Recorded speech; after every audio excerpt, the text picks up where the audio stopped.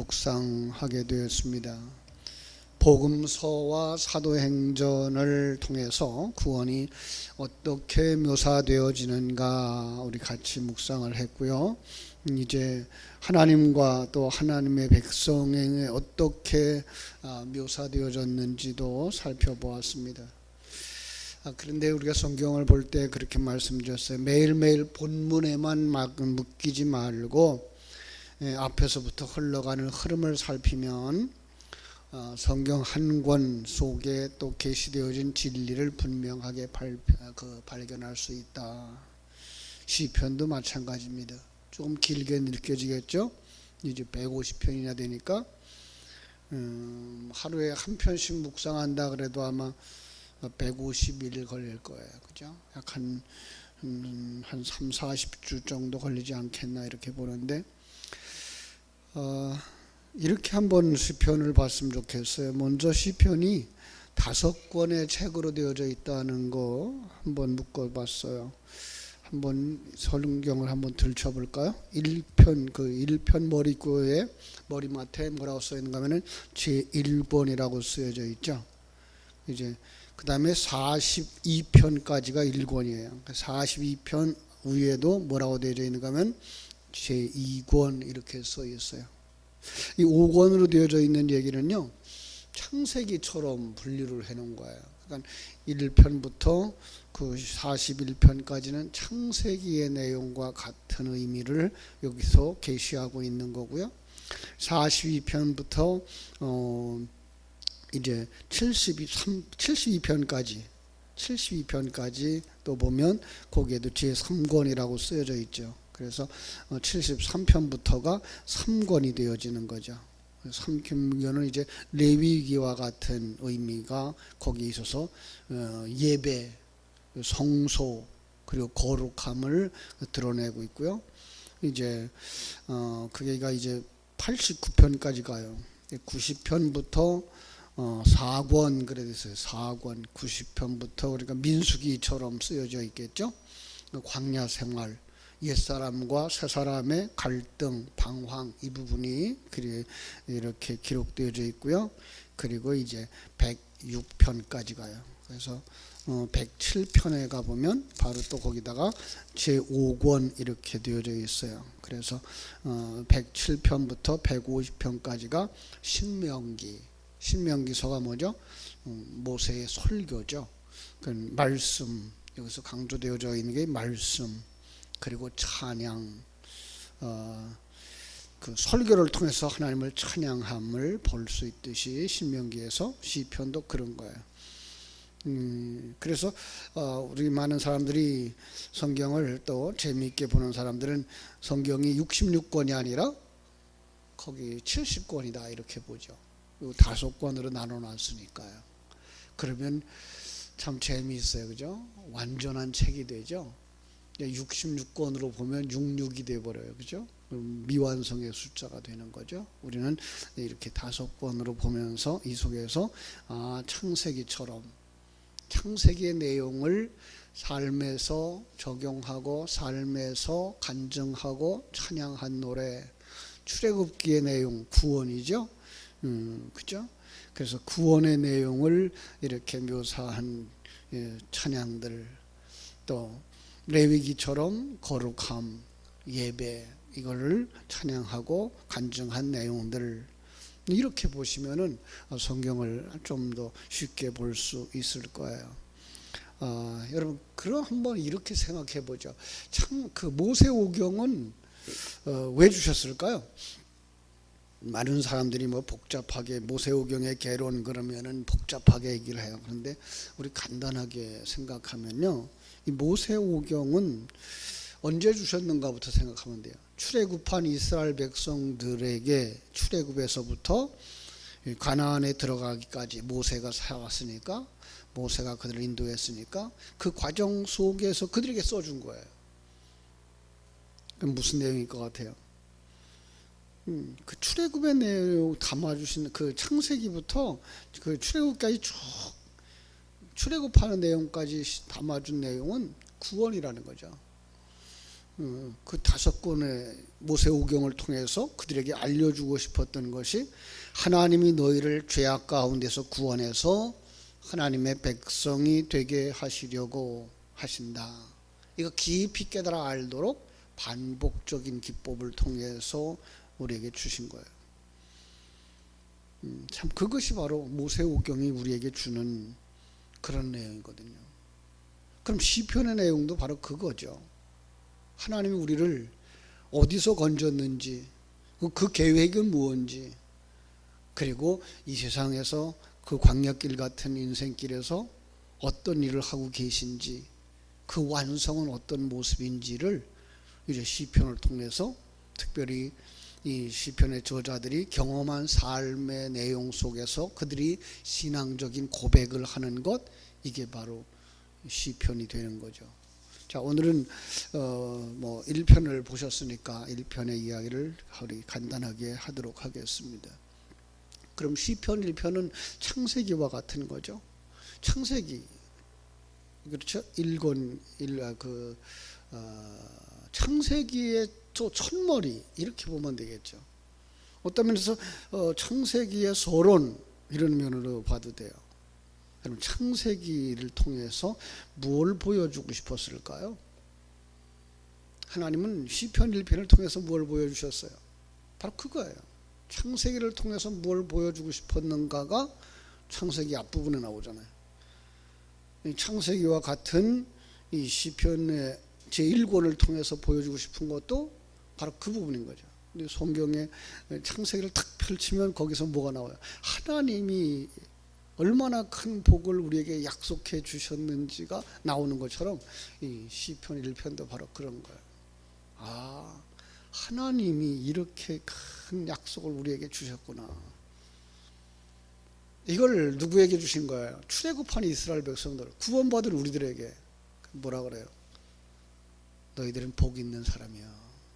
시편 1편이 우리에게 주시는 게 그거예요. 우리는 복 있는 사람이야. 우리는 복 있는 사람이에요. 어떤 사람이 복 있는 사람이죠? 하나님의 택함 받은 자, 그죠? 다른 말로 말하면 거듭난 자, 성령 받고 거듭난 자, 하늘 생명 가진 자, 하나님의 계획을 아는 자, 하나님의 함께 하심을 믿고 임마누엘을 누리는 자, 그게 복 있는 사람이에요. 시편 1편이 말하고 있는 게 바로 그런 거더라고요. 그래서 시편 1편을 통해서 우리가 얼마나 복 있는 사람인가를 가르쳐주고 있는 내용인 걸 알 수가 있는 거죠.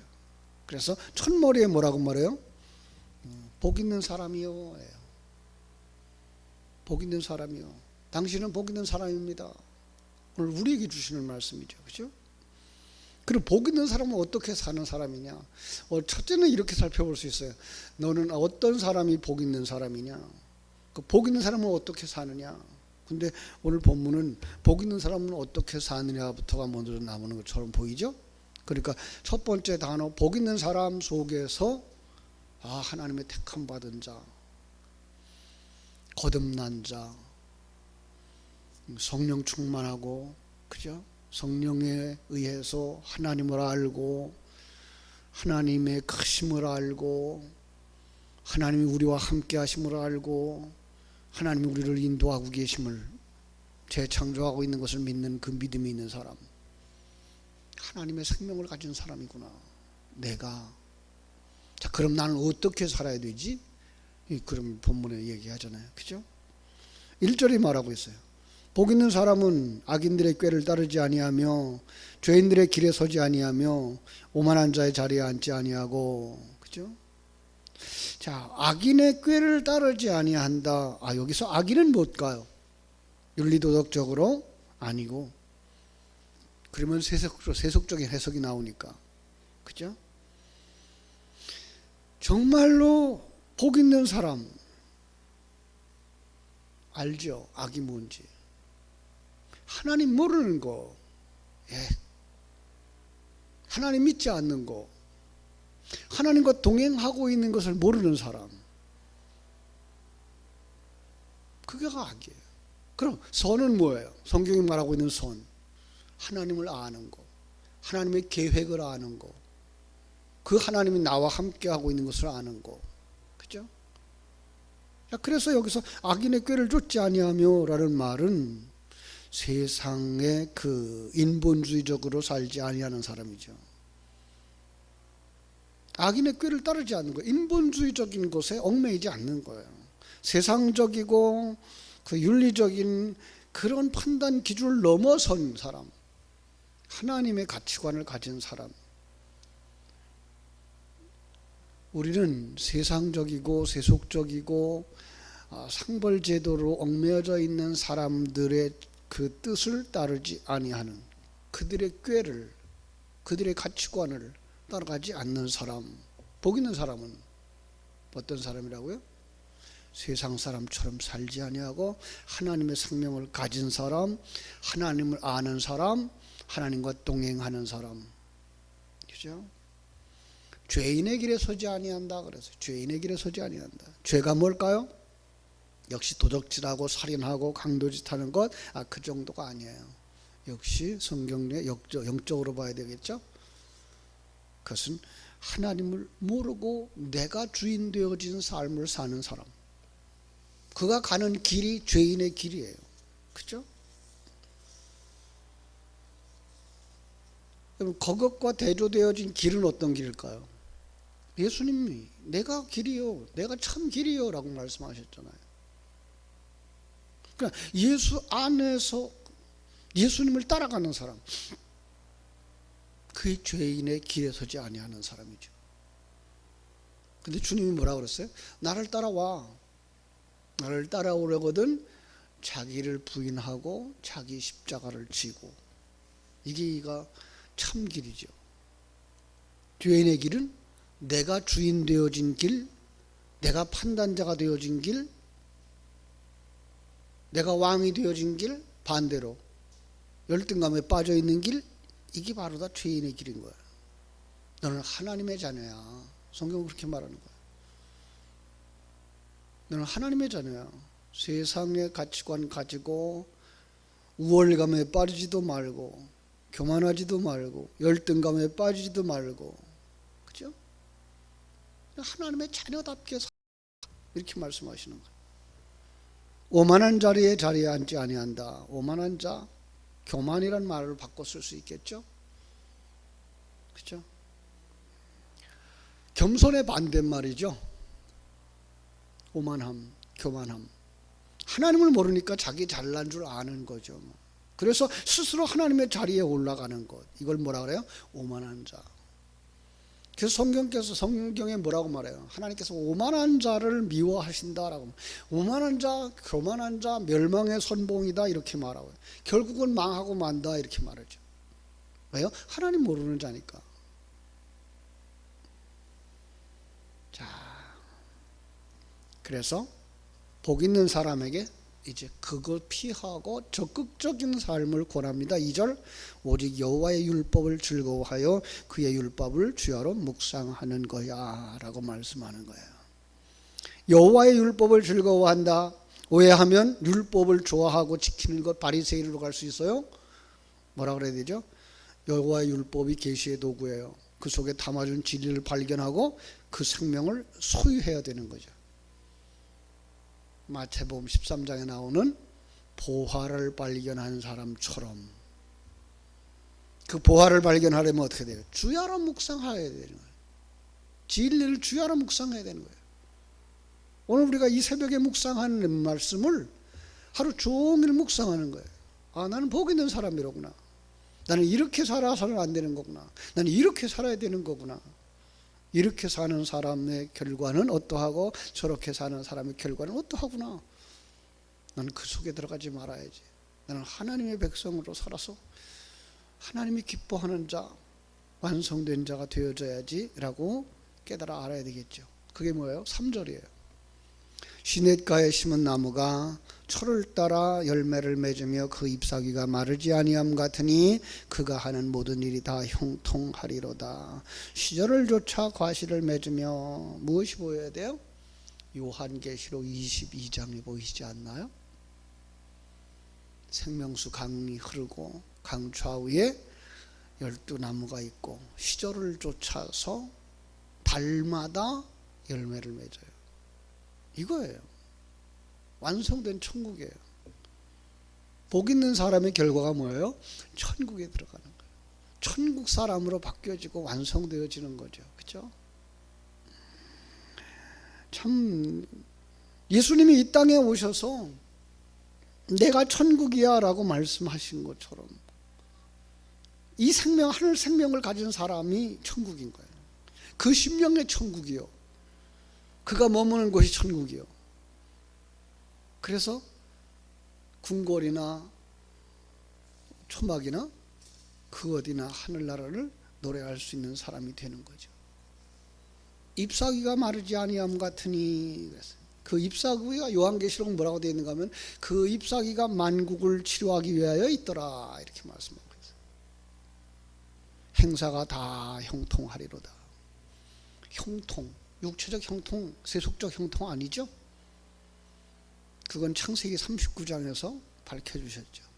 요셉이 보디발의 집에 팔려갔지만 형통하였더라 그래서 옥에 갇혔는데 그의 행사가 다 형통하였더라.